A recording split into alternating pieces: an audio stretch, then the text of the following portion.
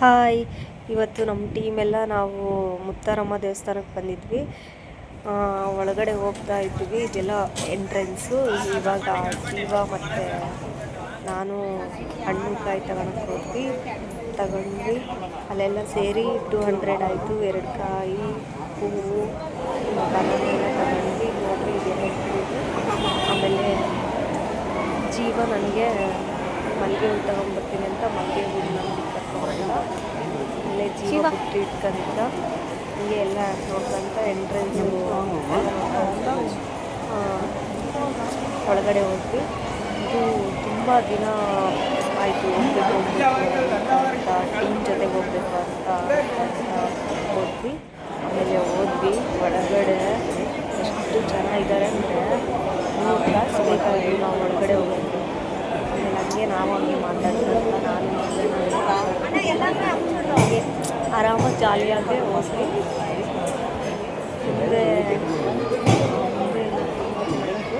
ಹಾಗಾಗಿ ನಾವು ಮಾತಾಡ್ಕೊಂಡು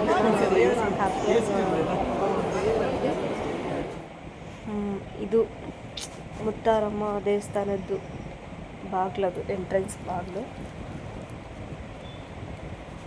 ಹೀಗೆ ಎಲ್ಲ ನೋಡ್ಕೊಂತ ಹೋದ್ವಿ. ಮತ್ತೆ ಒಳಗಡೆ ಇದು ದೇವಸ್ಥಾನದ ಒಳಗಡೆ ಇದು ಕ್ಯೂ ನಿಂತ್ಕೊಂಡಿದ್ವಿ.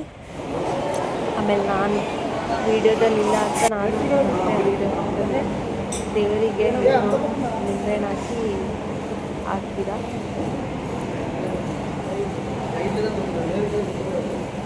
ಬೇಡ್ಕೊಂಡ್ರೆ ಅಂದರೆ ಈ ದೇವಸ್ಥಾನದಲ್ಲಿ ಏನು ಬೇಡ್ಕೊಂಡು ನೆರವೇರುತ್ತೆ ಅಂತ ಅಂದಿದ್ರು. ಆದರೂ ನಾನು ಬೇಡ್ಕೊಂಡು ಆಗಿದೆ. ಅದಕ್ಕೋಸ್ಕರ ಎಲ್ಲರೂ ಹೋಗ್ತಿದ್ವಿ. ಫೈನಲಿ ಕಾರ್ ಹತ್ರ ಬಂದು ಕಾರಿಗೆ ಹೂ